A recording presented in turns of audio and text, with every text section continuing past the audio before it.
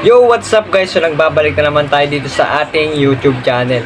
So ayan guys, sa video na ito, ituturo ko sa inyo kung paano natin masusolusyonan yung ating mga GCash account dahil hindi natin siya nabubuksan. So sa video na ito guys, ituturo ko sa inyo to hanggang dulo. So panoorin nyo to guys hanggang dulo. Ayan guys, kung bago ka pa lang sa aking YouTube channel, so huwag mong kalimutan mag-subscribe and hit mo na rin yung notification bell para updated ka lagi sa aking ina-upload.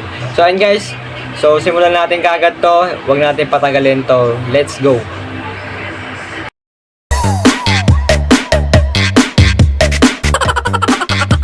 So ayan guys, nandito tayo sa ating GCash account. So hindi natin siya mabuksan guys, so punta lamang tayo dito sa ating settings guys. So dito guys, search natin dito yung developer option. So ayan guys, search natin dito yung developer options. Developer option. So ayan guys, pag may lumabas na developer option, so click lang natin yan guys. So ayan, i-off natin yung developer options upang mabuksan natin yung ating GCash account.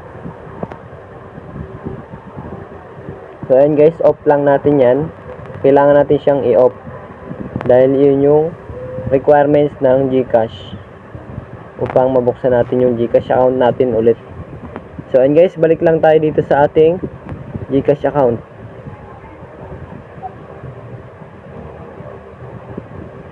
So ayan, click lang natin yung GCash account natin guys.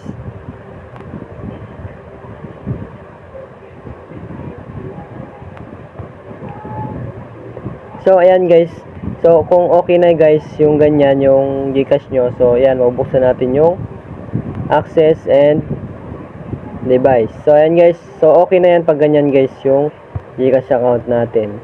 So guys, kung hindi nyo naman mabuksan yung developer option nyo o hindi nyo mahanap yung developer option, so may second option naman tayo guys. So sundan nyo lang to guys yung video na to. So panoorin nyo to hanggang dulo guys. So ayan, sinubukan kong buksan yung GCash account ko. So may laman naman tong 213. So ayan guys, ganun lang ginawa ko upang mabuksan ko yung GCash account ko. So ayan guys, so punta naman tayo dito sa ating second option.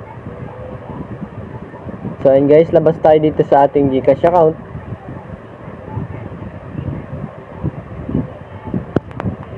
So wait lang natin guys, medyo mabagal. So ayan guys, punta ulit tayo dito sa ating settings. So dito guys, piliin naman natin yung about phone.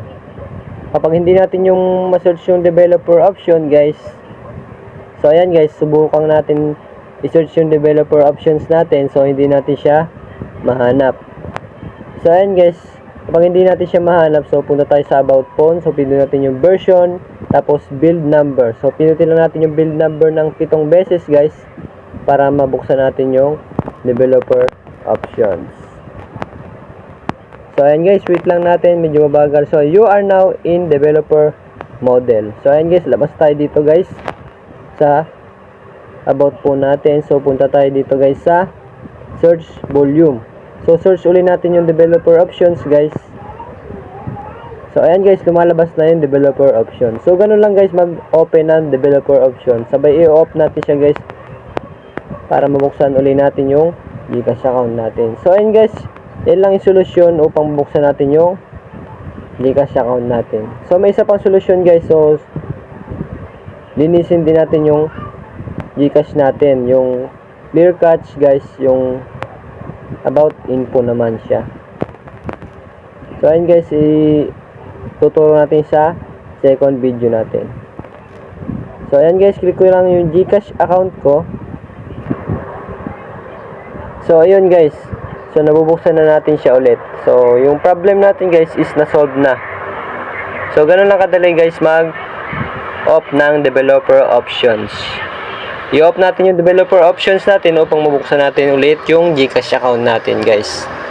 So ganun lang kadali guys mag solve ng GCash account. So kung ganun yung problema guys ng GCash account nyo, so gawin nyo na to guys at i-share nyo na rin sa inyong mga friends guys. May mga problema sa mga GCash. So ayun lang guys, sana may natutunan kayo guys sa video ko ngayon. So Guys, huwag niyong kalimutan mag-subscribe sa aking YouTube channel upang makagawa pa tayo ng mga videos na may katuturan. So ayun lang guys, maraming salamat sa mga nanonood ng aking videos. So ayun lang guys, maraming salamat. See you!